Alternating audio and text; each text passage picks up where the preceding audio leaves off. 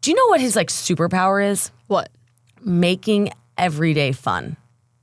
Okay, I've noticed that with your dates, you guys are always doing something like very extravagant. Well, it's like that slash sometimes when we wake up. So I used to always drink coffee at home, and I had this very structured morning routine.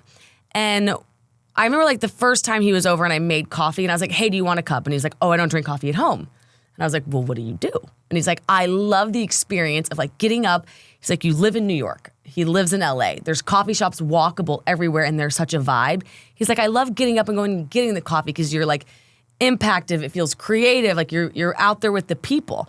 So I've gotten in that habit, and it's like from there. And him and I are big on like he actually. I always figured what I had to do was go to like one coffee shop and set up shop for the entire day.